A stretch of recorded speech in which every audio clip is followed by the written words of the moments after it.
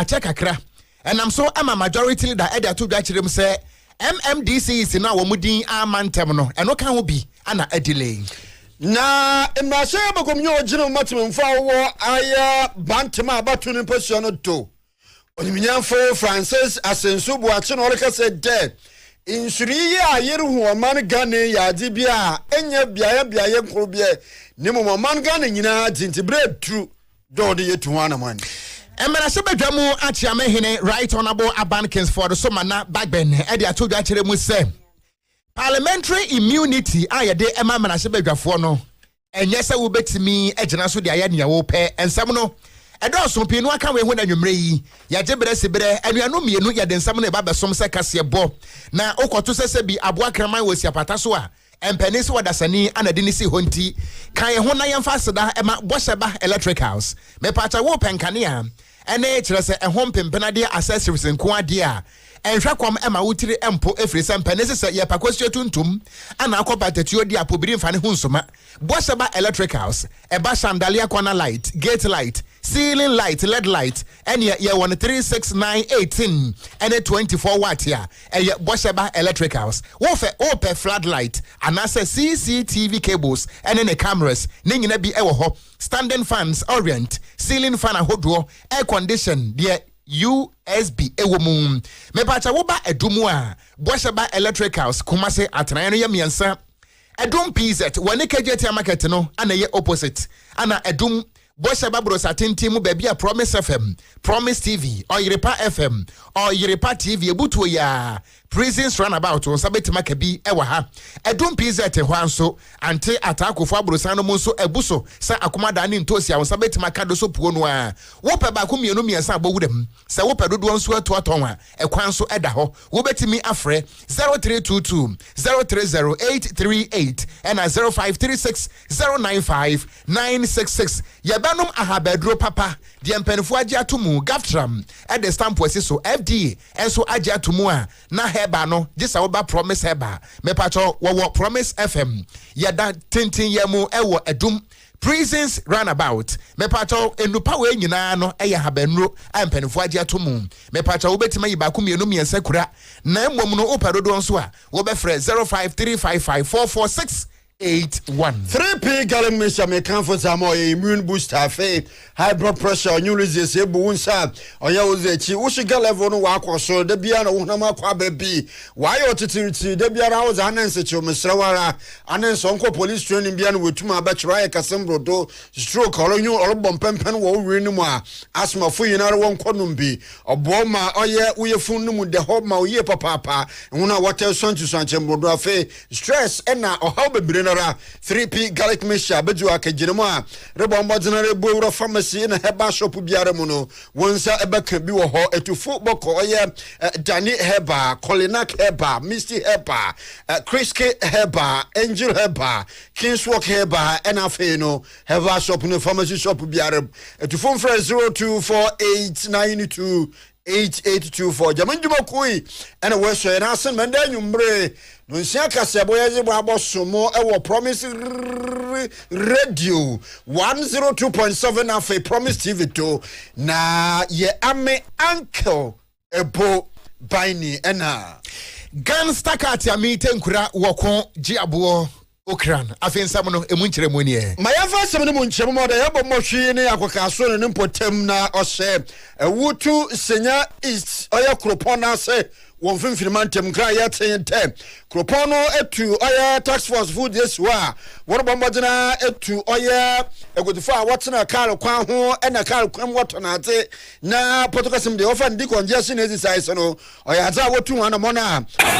no assembly oya jumayefo ena afa National Disaster Management Members mecha nadmu ena oya abamofo bia wakan no wotu de manam no wo wuram wo mpotam wano ena wo cheme egodifo na when wo boy nyi papa pa me yerka sei nyimpa num we pra onya asem kakra ba hina manji boy na nanse wa homa no to na nanse bo mo adwo akwa bo me de so nana I Promise FM Promise TV nana boy nchirema obanedan wenyi wona aso chiranse wo kwa ena wanti wo ho aso wo wona boy nyi manyimpa num we preprei Akabo medasi memchia eye ashafune escape for worship promise no see promise in ampo pemu. Our eye kaswa wutu se is there be sir asam nankabo. Last week now assembly no edisa jumeji at the share don't say nationwide ada just open cry ne ada mountain mo bu so mo eye nti kaswa so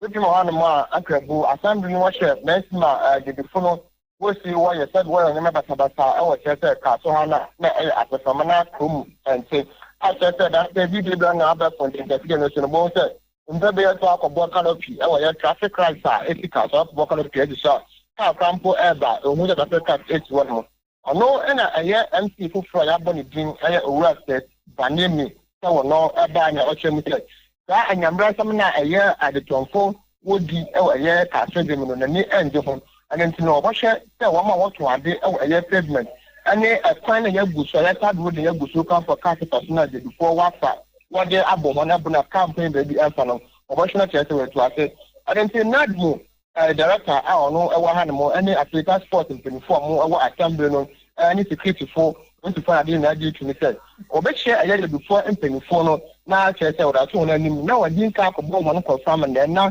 bibi na say one year now I will too what did you man no ma chese ada so njaba wa so won the day called the imagine actually yeah the something for nasa now so yeah bia want to me and two and a more bia answer for no the last week some you know this man ko lose I mean na because we see I win ba o ba I akra side no I want no to me I am successful and no more share kwa say bia no na in the so what do we need to more other side now so we had been say akwa no acheck in the other side like to work ya or no more kwa say bia and what ba other side not Ufika wo baby ni basale no so I want wo ba anka bo ni to kan da bi emfa kai da bi emfa to for adu ho na wo de abo so ta so abo test wo kwan no so anam ho ma kete ka campo into the campo ya ho asection o du ko pro bi kwan kwan egu ma kete o jo so wo di ka wo no ora na wo ma wo ton a phone no to ma Ghana phone na dia phone ani kete ni dia phone to go for kete wa pa so wa pa pa bolin I'm what on for more swapping in other country draw one on which me say one ma assembly no into 2 times na why one and then know what they assembly me a boy near motor force the crowd what to a boy I task force for them so some the task force for me and I know all gen now for almost the phone do so a pra or more than the answer I know here the side in that for no more payments and do more ever here can person come on share or one more I say I did before so on my phone actually in me or a couple of 24 I catch it so I want to didn't tell what to a boy what the abo at task force and I'm so much in the ethics and that I would be what I saw and that yeah to jago I say I get that time move that I get task force incident for the boy no one more so and web plan or the other team well I caswa or a kind of task force for me in Sunday or one of what I show one of the ball interaction in the emotion and see Kaswa King Kong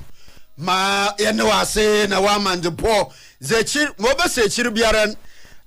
of your chere kwani ya baba na abonyemu nchirem okay nti na manjebonyi na ansa ena tene kan na dey mosi wo kaswa ena nimpotem ni yento anwumre no nsia kasebo no eso e wo Promise FM 102.7 ene Promise TV eso a wokọ yen social media handles no eso a eye Promise Radio wo sabetimi akanyan ye to akasebo no so na ye free emfemfe mantamu na yaba asante mantamu a ye ba manso jeduakon eno ewo amanse south mensi mo for beka ye pram to breka sebo so ana ye de esommo ese papa bia ne din ede Akwasi George ya bono so bo se wakum papa bia ne din ede Ibrahim ewo manso jeduakon na eno na sam ne ba ye no ye kasa yi aposifo ekura ne paachi a wo ye enhwehwemu ede nanso no emabu na wonom ewo manso jeduakon ekiremu se wontimi ntena se ema se bidua du mfrani mesi kotia na wamaje bode betem enam so amene ena awia yi wo mudi mirika akofa eja eni crazy petro akoto abranti ani din ede Akwasi George wono ankasa ne fie wo mo ahye ne dworo be efiri se kwan a wo mo susu se wo fa so ekum papa ne din ede Ibrahim awanya mfinhia aduonom no ehi eno ntini pa bone ni de eni kwan so wotena se na wonya baabi eda ma yankwa homa so na ye ne owura akwadwo antwibo osiako wo yensam troni a wodi ne dwuma ewo eye manso data no ene important Kwadwo sawoti menka majo eba Promise FM 102.7 any Promise TV so. Mini a mejo so. Yada asasa wagye yeso awia yi amane bo ayete ye efri eye manso jeduakono na enye de na de yesa titie no kire se mebuna wono mo kurom ho kire se abrantia akwasi George no omususu se awudi se mu awade ani nti eni kwan se woda ema nani kum ni fie ye twaja atum se ne sitie. Ayo mini a medase mame fa kunyen so ntia Promise FM ne Promise TV nyina enra ema jobe nonso ene fa emu ho na enya ne ntie se uduru manso didiako ewo manso dubia ba to mpesi ase ya abrantie ba ko efra na Kwasi George na hotedin edi kucheche enra mentimu ase bi si opani ba ko a ono so edi Ibrahim Rare wone ne nua bema ba ko efra ne suri ene ne ba Mary entem ewo manso didiako na abramentimu ase si ye no ena Mary no ekobo akwasi kucheche no amane ese omra no mahedi opapa kesua ede eye no ena oba ye no so abrantie no enya abotre da na wa banyina mibia waboa no ho a oba dada nti brantie ya na ekuta no no ena oma so ne papa ne tirim sa wo hwemfoni ni bia sa de papa no etirim apai mi no amunum ho a ena papa no eto a nananom wonse adu a enra da no na enye asamda manso ene ne fatam eje bia kokro bia no omo eteye na eba ne sa no na wono mdi ka kopi ono eyema intine ma de omu nso entimi enya hwe ti emema duro na kyerese eye Akwasi George aye friend kucheche no wadwane na enumu na manso adubia posi bambo no so wanto mugu mu a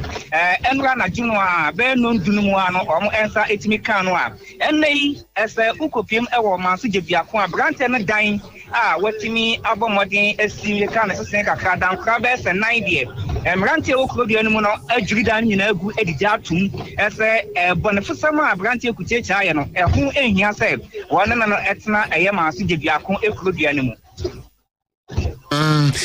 enti de yakeke ni nyina no mame Musa manso krom ho no asomdwe wo ho anasa asomdwe ni ho this am no kasa de manso jebiako na kan se asomdwe wo ho na da bia aye diwase ye papa na wonya ne ba bi ko no papa Ibrahim Rare a wonya ne ba bi ko le fia watimo no esan so ne nua suri ema ne ba Mary na 20 no so de mranti wa na ni abre no enti papa resuri ana ne ba Mary system no ka say dem post one atna ya ewo mansu for three check ho ana one etimi babo ho akwa me no ka say omo so abo nsam na chi ede maame Mary no ene papa suri no enso akoma so bibia police headquarters a one enso etimi ensam mu enhwehwemu entry ma yanase koso ade akire ma yan na de besi akire bia nso ema yaso ensi ewo ho yeda se ni amane boyi na yeguda yewo oye manso amanse south kro sinumu na ono na nkra obare chem de osofanyina na ye kofare bai Great Foundation Chapel wo manso koniase Pastor Bonsu Newton we ko odi atwere nanom wonse di ni inara mu no kwadwa ntwibo esa kom Queen's FM omomodina mboye na manje kwadwo boyensunu mu nkyerem fa mahen obana den na Pastor Bonsu Newton wo wuyaya yi wote demi ala bonse ako oya Pastor Bonsu Newton ni wi abobo yankwanhye ne yapamu nkyerem mini enura ni nedie meka nse ma so die awrehusoma aso ma so no kra ekwen dia kona ya so enna no pay no du betepe enna ofu ba ko dinjuma ewo ma so na se onda Great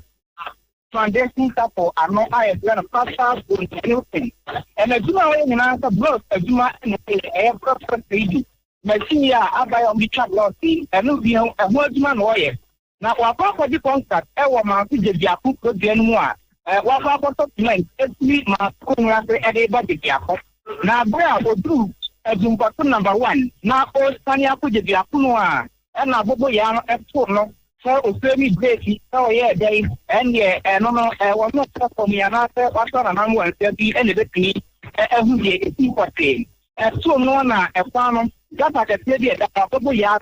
Ekotomuka, and one of the damn top from any other photo on not mentioning Abu Yan in a Epupaka now a more African power. In some look at a pastor, not what one and I'm going to let Papa Bush nothing. What one and I'm Kedua. Where's Bambora Epa, one FFA. One a Juamu in one of our summer day a moon of Marco Ablutin, St. Martin's Hospital, Dr. For and so a moon, the concern Tampa. What one another one said, one son of first, one who said me at one mamma to spend. Pastor, don't nothing. I would need to my our great foundation couple, our market to the afternoon, for no before after another one there. I ask some more. Kopebi Biabedi. Yay. Koyabo Sakuya da say, and a woman the boy I. Okunsemi bo ayana.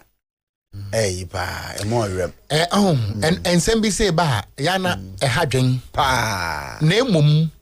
Se e menana da ho. Na wan fa menana anya dwuma. Ayana memfa nse utrim se wo ye obia, wa na wo ye ho. Dachi. So fu nya memfa na kransie yi. Nemum eye wo hye Ghana ha se wutwi moto a eye wo hye se. Wo hye helmet. Wo hye helmet eye compulsory. So hye helmet a. Ebia nka wo hu. Wo kan regulation 84 no a. Was a compulsory wearing of protective clothing in respect of motorcycle regulation 84 of the LI 2180. Enti yana mitimu se mrante ni twi moto na helmet nka ho a na omoye mmobo. Na so nyahwe yanto aso nyanku ya ni nyamemfa ne kransie yi. Bibia be ye fine. Ai se deja ye pay ho ani. Oh bibia be ye fine. Ebusu me yanto akase egba no so na yankwa wa my Ghana Supreme Court yankwa to batan ene court no etena se na asam kese aneda wo manim nya asam getwa ene se suspended Chief Justice Justice Gertrude Arabasa Kitokono ana wetinti mu enkrata petition edeko Supreme Court wa we no ye beka ne se interlocutory injunction application ana nka wo kwa akope ni nyina no ene se Justice Paulman Committee a wo mo ehwese petition ahodo a aba ye hwese we papa yi anase mami ye beyi nade so anase ye ntu nade so no na ehun behia se committee no etena se na no na beto odwa se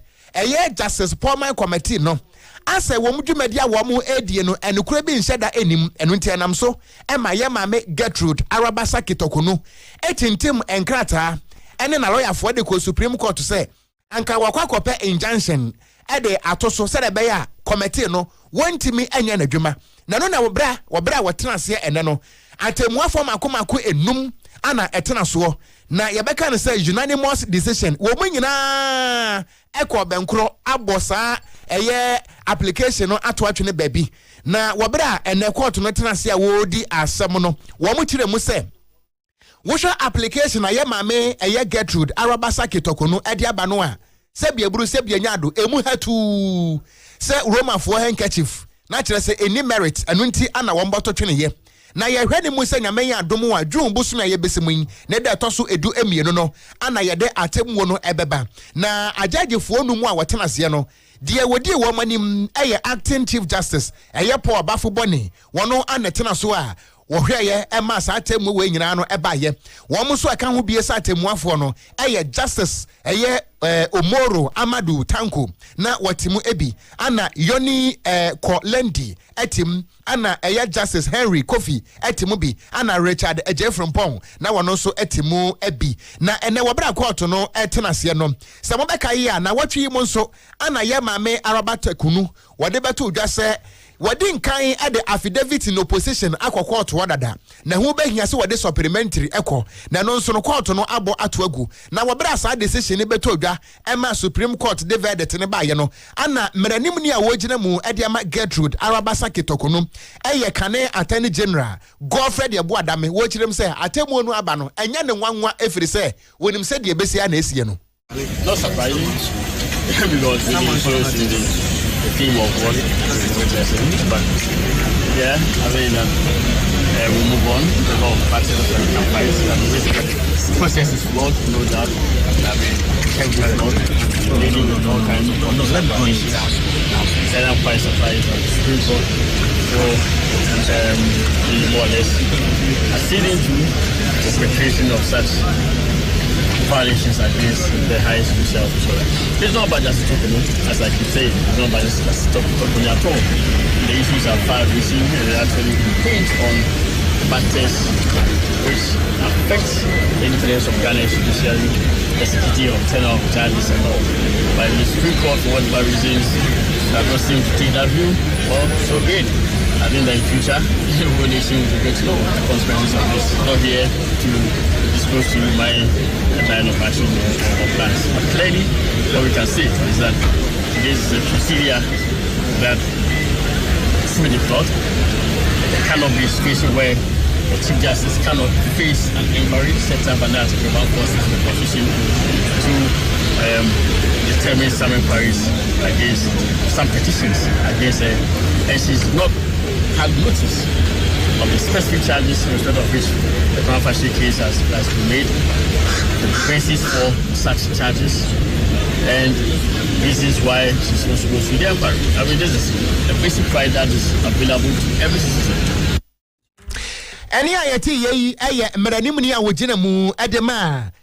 suspended Chief Justice Gertrude Arabasaki Tokono ne din ade Godfred Ebo Adame ana wo kirem sa temu no a efri Supreme Court to aba no enye ne wanwa kura na wonna wo mbrase begom na adenta oye mbrase begom nyonyafo Muhammad Adamu Ramadan other to God there in the day wona batuni position ten insuiri a osu won krampopuni mantem no oyaza he na batuni position do no wenja hono kura meche adentan oye abatuni position to no kasa no hyem na sebegom de odo bo modinara no wotu an mo bi nyaje fa oye insuiri hu no na kiri no ena bantuma mbrase begom nyi mechira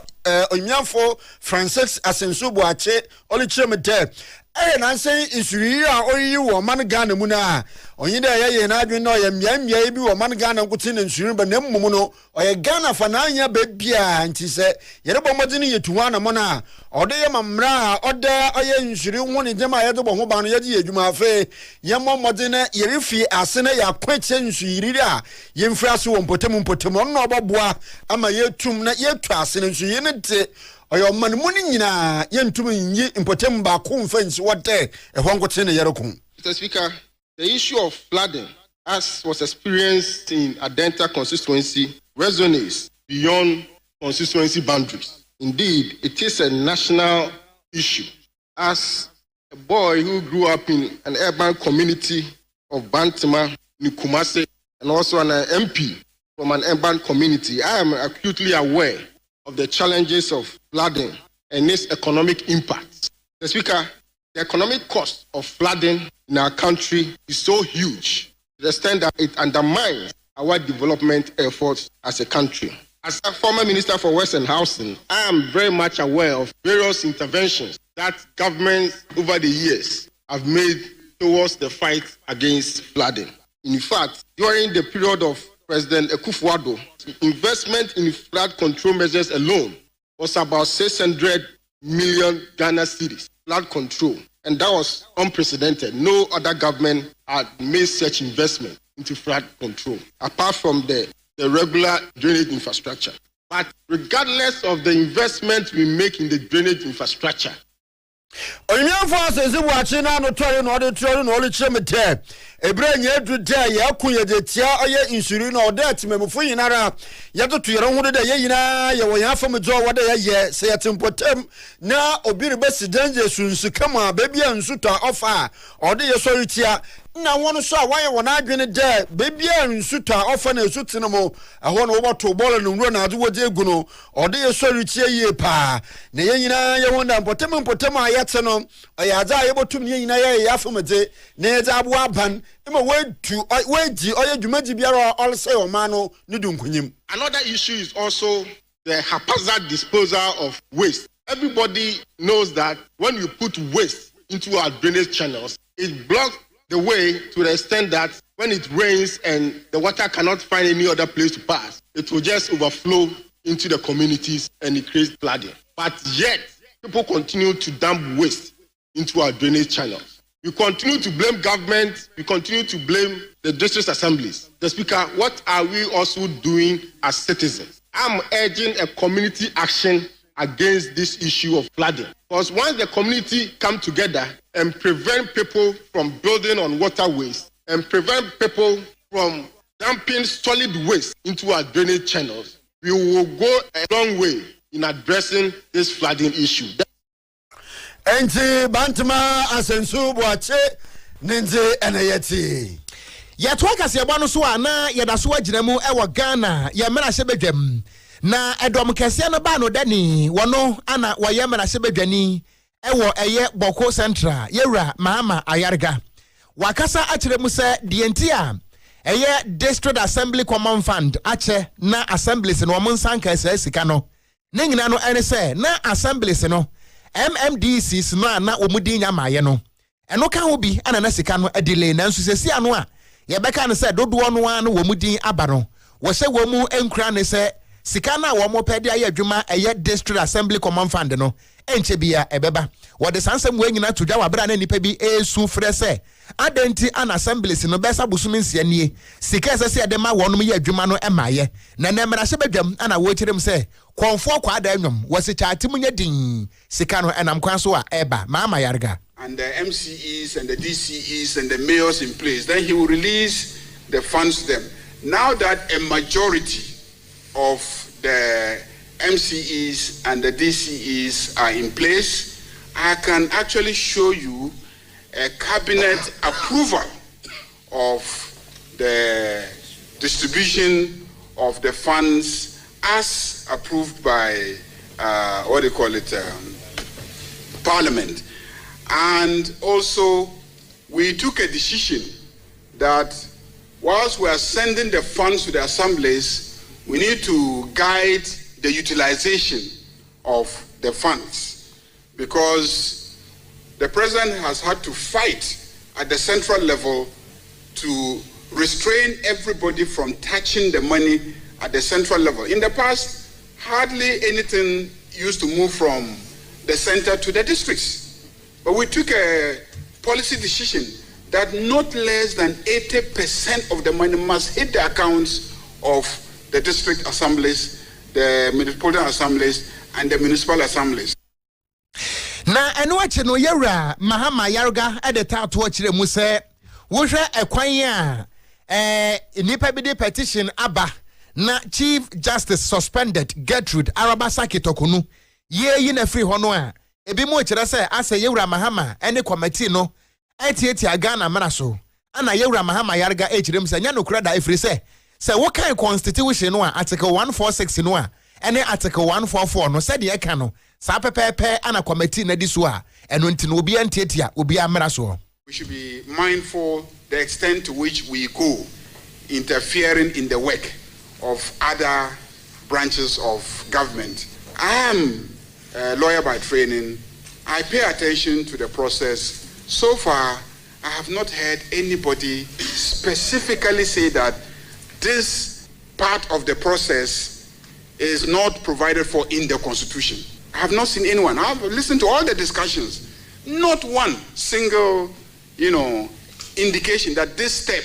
in the process. People are throwing innuendos. People are speculating. Oh, why is it that these lawyers who are known to be lawyers who have ever represented XYZ are the ones who are also representing the people that somebody decides to choose as lawyers? It's not my business. Are you getting the situation? Any ayati ye manase bedwamu dom kese no ba no dani yewra Mahama Ayarga ane kasa ye na chino dom dodo a wo mba sebegom wo cheme de onyamfo mechro so afo a na ohwe Ghana na manhuru nkita wodisro mechra Minister of Foreign Affairs Okogyeabour Okran kwate wote na chi zinzin nanse no boto gwade Ghana atene kase a awo US abrochimemu Portugal so specifically Washington DC mechra Ghana embassy or the credo de tum kunkron do ya so afo or the safonu nubotum no ena edom dudu awo mrase bagwamu no Portugal se wase kokos wono gom kyerani wonam no do afedokova na podwaka sade anamontuna asoafo no tui no yaja oyanamontu baba paul sanete ewe Ghana tene kasa owo Washington DC oya US abrochimem na kata asese pon ya kankan dwurum na okodo ho nisa sunti na obehia te osoafo otudama na manen. First of the Foreign Affairs Committee, the majority side of the Foreign Affairs Committee, we have observed with keen interest activities of the Minister for Foreign Affairs and the Ministry concerning the closure. The reasons for which the closure became possible or realistic is known to all of us. The Minister has followed information from the embassy concerning fraudulent activities, corrupt practices, and he made that decision to close the embassy to ensure that we reset activities at the embassy and to open it with the agenda to serving the public to the highest professional level. Given the days that the embassy has been closed, the minister has ensured that all is set. Oyimyafo Alfred Oko Van Napoy, majority caucus chairman, Nenze Ena Yeti. Yetwa KaseƐ no so a na ye kai wo say nwumre no nsia KaseƐ ana ye kura no yetwa petia difra santemantam mo bofotine ba ko atifie poye atoye ne anafo wo bi adi ayawo ene anwumre yi eye promise 102.7 ene promise TV eso na ye boye moto mu a Chairman wontumi wasi news no it is agglomerating and conglomerating na ensam no ebi mu odu sa chairman wontumi chei yenko yanim yeda so agina mu wa Ghana ye mena hye badwafie na achiamehene right honorable Aban Kingsford so manna bagbene e de atodwa akire mu ese aboa kokuo ka kire doctor say won fa ne nsie na emomu anka say won fa ne kura ane eso pani won kire mu enesen wo kire mu a se wo babaye emena hye badwani a ye wakwan ya oman ne mra ebo wo ho ban de ka ne say parliamentary immunity eno nti na say obi eye mra hye badwani a police ntime nche ne basa wo se eno nso nkire say wo ye mra hye badwani a parliamentary immunity nti no ukodi se bi mfa nimu asem a na wakwadwane ahinta parliament na ase wo man no na wugu nanimu ase wo kirem say wo ka ne plane enye plane fa na sebio senka enkwase ebuo e wakomu a ene ye hyase efra no chepe so wo kirem so wono wadi mra hye badwa se mra hye badwani akonwa e wona doli kalio wo traso be se mfinhia aduonu nan wo kirem a parliamentary immunity no wo amuso wo amfa ntwitwi form wo anyusu ne basa eno ntire wo ka de a kirem na hye badwafo na ba ne se saa kwan bi no a ato wo mutirimu a ye mra hye badwafo nti de ye pa ne ye adenti a ye wo parliamentary immunity no wo kirem se munya ne ne ya ante saa de a Tazan, Brenosua, Mobete. Honorable members, permit me to address a matter that has weighed heavily in recent months. There has been a noticeable increase in the number of official communications from law enforcement and investigative bodies directed at this house. These requests, many of which relate to the conduct of members, must be treated with the seriousness they deserve. Some of these matters relate to allegations arising before those accused became members of this house. Others, regrettably, concern conduct alleged to have taken place while members are in the house. Either way, they raise questions that touch directly on the standing of this institution and the public perception of our collective integrity.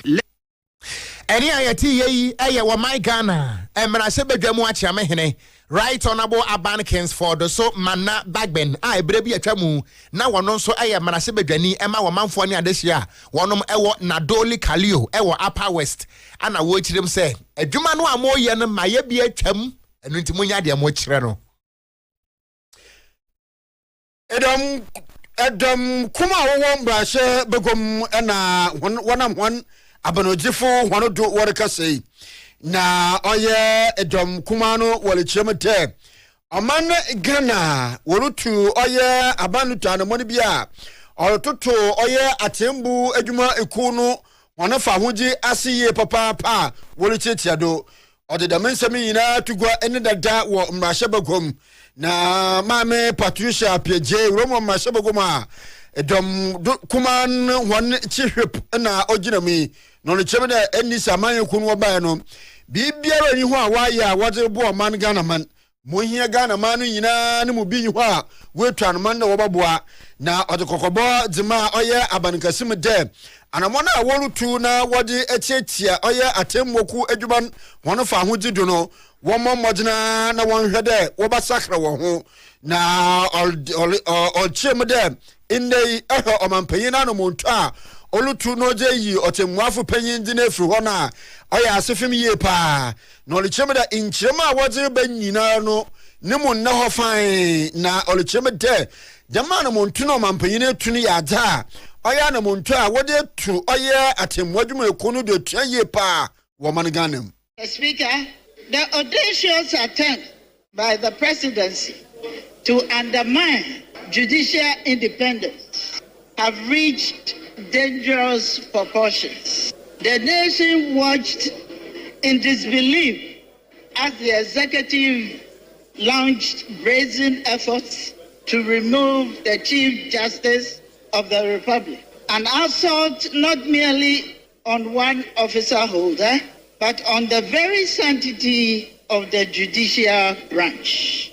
At the same time, the president is seeking to pack the Supreme Court with loyalists, 7 nominations in one swoop, clearly designed to bind the hands of the Judicial Council and tilt the highest court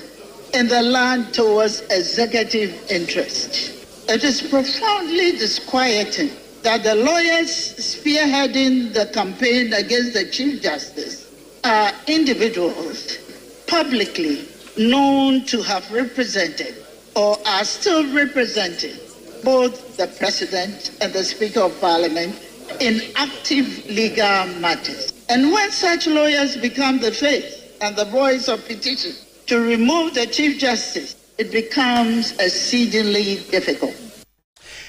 Asokwa abatu ni mposiano dombrasha begomnyi oyimnyafo Patricia Apiejei iromu edomkuman wanafe momrasha begoma ono ena oye minority chief whip ninze na ti ne dada womrasha begom no de mensem nyina atugwa yeto akase yebano eso a se wokan asantefo ngoma etire nkono eyimonso no a wosesa asorokwa de ne tire ho dwene kwaji de bere wa himfi a achenchena nso de ne hu dede ebeje achiampoma akura akristofo anyemeso amen ne nyina no ene se 2024 yeba beto aba no asamba ko na etua NDC fo ano sese bi wofiamo eye 24-hour economy ene tabre no mampani John Dramani Mahama wojina baabi na wo bom se na wuta wo ka kire Ghana fo nyina se biebru se bienyado se wonsam wa anwe a empani se wutimechi adwene eno nti no eye ne policy ba ko a wode eba eno nti no so wonya wini a 24-hour economy no adwuma beba ene adwuma ba ko workers ni bebre na yeto aba ne wie ya abosum nsia nie 24-hour economy no yenyante ho asem no ene multi-sectorial engagement na kire se womo a eye nnwuma hodo no womo nyina behia mampani e wo Jubilee House e won kran na wobra mampani wo hwirigina simpie ni apaso a wo hotira kasemo no ana wo kire mu ese se wo ba akwa adwaye na se wo mpie ya na wo ye ne ba bi yie na ne nyina no ene se 24-hour economy no na ehu behia se kwan ya mpanimfo afaso atworo no ye draft no afei ana final one no wo mo de aba wo mahwemu ahunu se ampa se de bibia de dana kwan mu eno ntiri hwiebe eye July bosumi ayeba besimu yin no ana 24-hour no ebekọ na kwakwa na adwuma 24-hour economy no na mmom wo kire mu SM wo be yusu eye voter lake no eye voter sotade no eno ana kire se ye de be ye dwuma pa ne niam ahodo a ye de be firi akonkofo amaso de ye de be firi nkofo amaso abaga na ha no ene voter lake no eso be ye busy firi se 24-hour economy no e de adwuma eba mampani John Dramani Mahama ene e wo Jubilee House program. As a destination, the 24-hour economy policy reflects a state where Ghana's productivity and capital utilization will become so high that we'll have to operate in multiple shifts across day and night, maximizing the return on infrastructure, on human resources and innovation. This idea captured the public imagination during the 2024 campaign and remains at the core of our drive towards full employment and inclusive economic growth. As a program, the 24-hour economy demands a deep and deliberate restructuring of our productive economy. We must re-engineer our production systems from top to bottom, boosting volumes and diversity and shifting from reliance on raw materials towards the export of value-added products, wholesome foods, pharmaceuticals, garments, industrial inputs, and digital services. Earlier this month, I received the complete draft of the 24-hour economic policy from my advisor, Mr. Buzitano. I have reviewed it, and I'm confident we now have a coherent and actionable framework with which to deliver the results. An effective catalyst for the 24-hour economy policy is a stable macroeconomic environment, which we are achieving through close coordination between the monetary and fiscal authorities. Na enuachi anagana mampene John Dramani Mahamadi atuja na wochire mu ese 24-hour economy no akwa se donkomi se adoma enaso ane boy ya ne ntire mu nyina no ene se ebe kakra na enche bia no obebie mu e de ato monten so eye public notice na obi aba behwe bi na obi anso akire na adwen hwie benyame adomo a ebenada. The 24-hour economy program is not a top-down model. It is decentralized. Each district will establish its own 24-hour implementation task force, housed within the district and municipal assemblies, and aligned with our local economic development policy. This decentralized approach will allow each region to define and lead its path of industrial transformation based on its natural comparative advantages. Ladies and gentlemen, this is no longer just a vision, it is a structured, sequence, and inclusive plan, and its implementation is beginning. I've authorized the 24-hour Secretariat to begin detailed program design and investment packaging. The draft program document will be released publicly on Tuesday for broader consultation. Asam eche wutire mu ampanesi apro eno ntino mampane John Dramani Mahama na echire mu se 24-hour economy no eye policy document no wombe yi ato abonten ebenada nti wokọ ntentakese so a wobenya bia kenkan na wahunu se de adwumade ne besi akro. Yamfa kasebo no kopam won finfini mantem na yereko asen central crossing mu na yerekopam wo hɔ a timemfo a wowo asen urakase na workase na worfra abanda abanbɔ madena no mbrema na oya mentem wase bia wa bada oya kokofu wo wonentem wo oya enkokoase wo ase not crossing mu no abanbɔ madena omwo hwan Wachema enyina botogwa wabra ahensam momentum waso bia abada nana Dr. Dan Kwame woto de bie na afi nana Professor Okogyeaman tie Okogyeaman we eyinyo Okogyeabour ejini papanyi elkaje bona da kede wala ekati dana Okogyeaman Dan Kwa ameyo kokroko oto de bie na wale chema de ahemfo bie wako owo egobi a wato eyi samena mejihin na wale chema de Dam eyi akofa basabase bi aboto honin temma oye koko efu bi a aban abaja baye emfi eduananni a owode aban otuasika butin bi odema ikuruwa aban kaji hona asase potokos mofan compensation na no na wori chem de oye asen wurakase atenankondwa na aban baje asasa oye 450 acres a parcel of land na chesa asase su ye pa na aban baje na wodisi oye Cocoa Researching Institute of Ghana CRIG ya ono owo mpotem ho no na in the day once and twelve nchiremo no nana Dr. Dankwa Ameyo oto de biere chiremete sika wode aban otua na odi compensate no ode okọ oye urakasi community no oye hon de na mmom no nyankrankru biara a ofi bebi ntina aban nhwe no nyi koko board nkasa no nkotwe sika bi amankrankru bi na mmom no onfa ma urakasi community no ntedam na aban anya ndam a obotu won hofo ye tiense koko board fo omo nni bafoka ya oman ena omo de nika omo nni memisi ami ameti azisi ameni mo kase omo nni meka omo de urakasi man ena omo de omo ka nti sika na ye oman dia enya ankrankru bi dia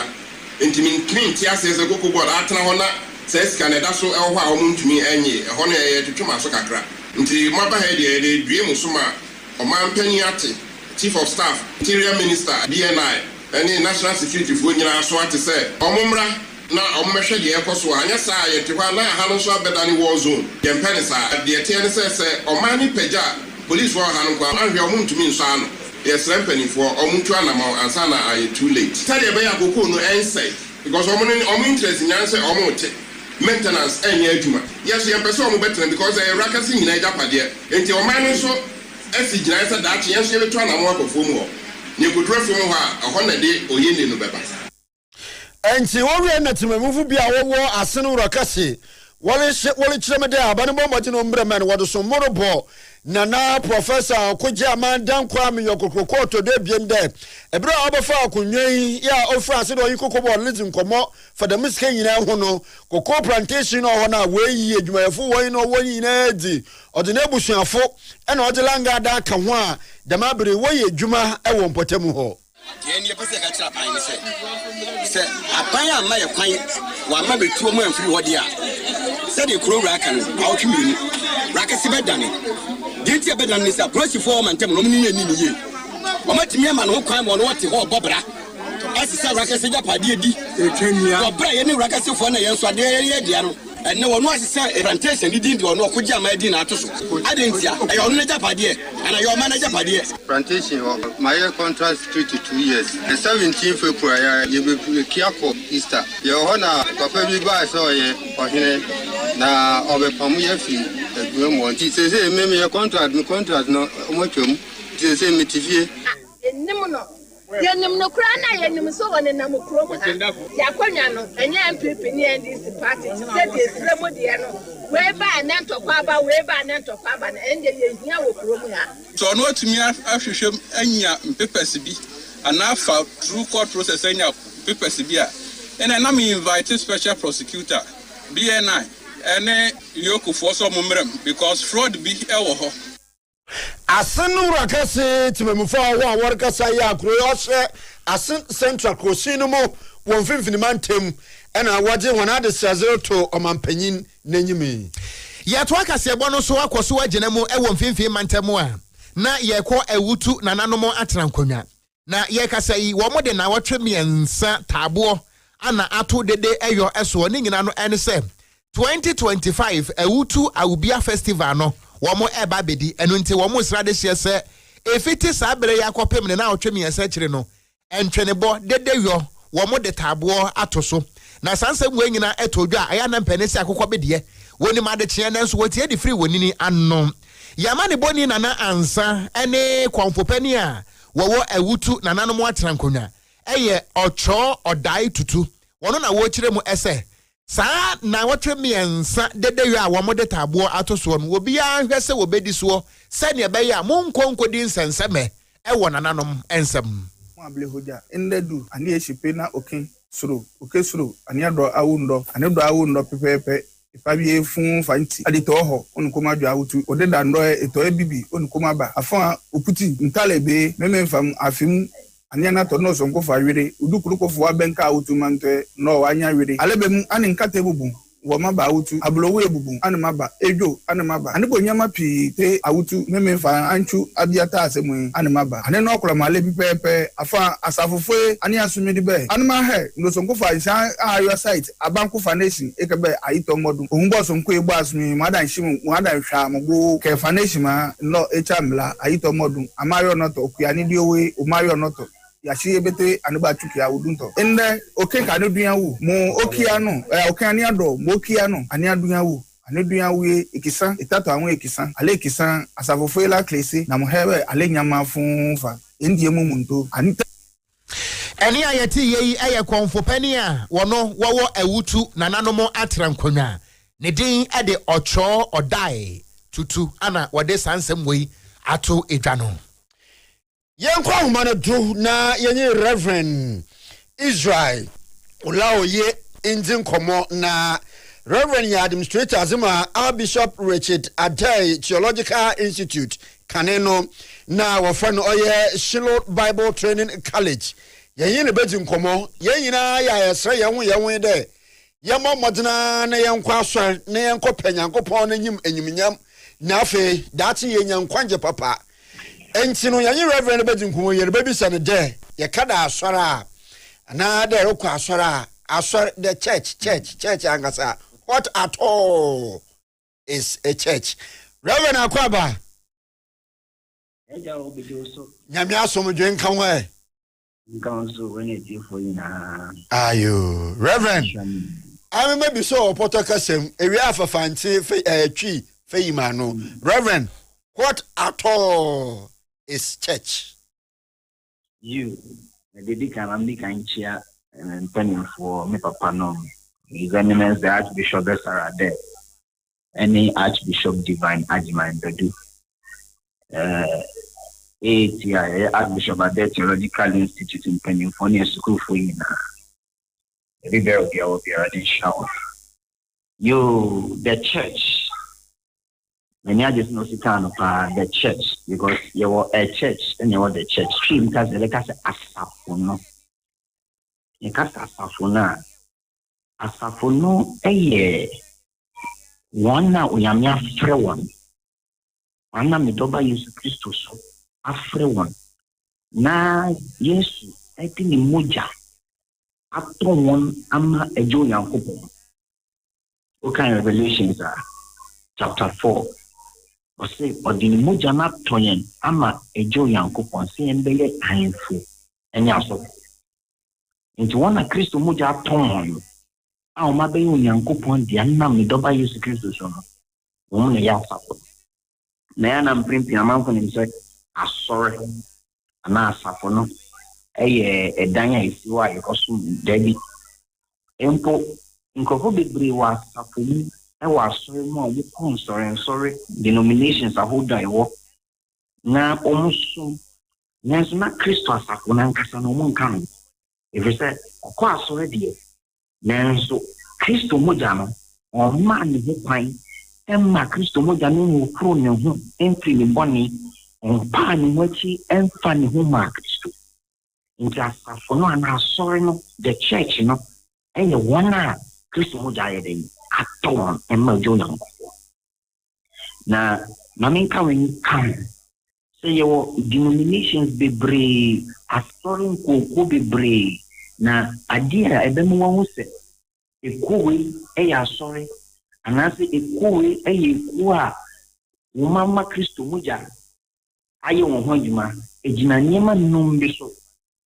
eko biara ejidi se Yesu Kristo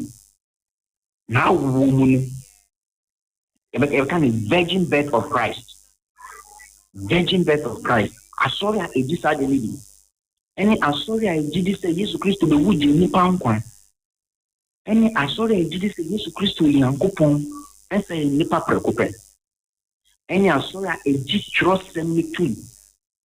Eni asore ejiji se Yesu Kristo ba nipa tibia ebewuye na osore na obese ababio sa nyema nu ya mabobo so ene ma asore di eya asafo na wose ehene so pa emu bia enimu anase se wo a uwum anami na friend ko ebese enya asafo enya asore wo a uwum nji sa asema mekai mu bia ni a enya asore Enye Christo, sorry. The virgin birth of Christ, the substitutionary death of Christ,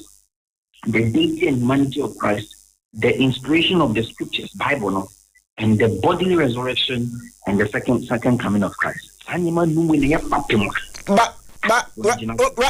what the room? Damn, Robert, ya my pinning confidence, Masawara Munchawano.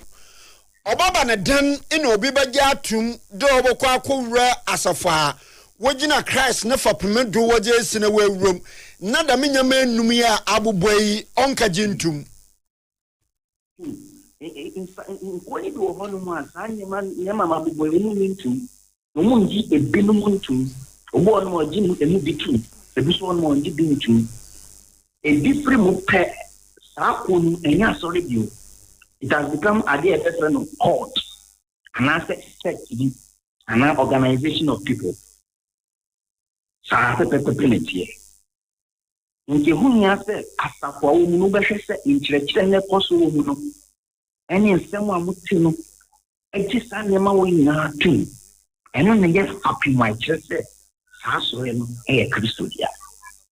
ɛwade nhyɛ Reverend Erajin Shewa so den nyumradi wunyimdi ɛdza boyen no ma yenya ɔyɛ gidi no mu tumbia ɔbɔbɔ hen na hena no muntu ayekoyen no mi yetuniye ba papa yɛ da asepa Reverend anti Reverend Israel Ula Oye Administrator Zima Bishop Richard Adair Theological Institute Canon of Front Oye Shiloh Bible Training College nti ena yeti Yentu akasi yabano so na yemu niti mumfo mpamfiri wa my Ghana na yenkonko piem ewo nkofo aman eso na yekɔ France man no emu se wokɔ wo mo abakɔsɛm mu a ebere bi atwa mu na ebeto odwase emema mako aduonum baako 51 wono makoto ede ahye maame bia ne din ede Gesele Pelicot so ato ne mona ewo France anafo FM ama ensem ne kopie mu ewo court no emema mako aduonum baako no yejeli wo mu nyina weni e kan se gang rape o makọ marathon o makọ bọ maame ne gala ehu o ni enim se bi nsi bio foforo asasi na wurade ayehu we dey France Bataza 300 o kai se Abranti and Dede Mbasogo in Guema Bataza. Equatorial Guinea. Bosa kai. Oh, mechanipa. Mo wache mama kuma ku 400. Emma a who video so that so crack baby wa phone so ni adia. Munu ne mic no. Wa mo defense bia. Yay! Chrome head do. Edia na be yem dey na be wo. Edia pa na true be yen. You be call French akoyi. Etwe na ebo ho amane mo. Emane mo we. Kai. Ebusua da aba nyina no ene se. Doctor bia. Try your thing. Doctor bia ne din Ede Joel Lee Sonek. We was 74 years. We surgeon. Not just we bia we surgery. Yakasai Britannic courts. No. Ewa France man no mu. Ajeli papa se won kwadam emfinhia makoma ko aduo na boni a wadie ene se ema no a eyare na wo mo beye surgery no eba ho no mo a na waka wo mato no ababa wo mo na mu se won ne triangle afrokutu say ya camera no na the camera na mu dia na mo mfa nto so TV so a live show na wa ya man say ema makoma ko 300 doctor yi ato wo mo na kwa na emonana wato ye no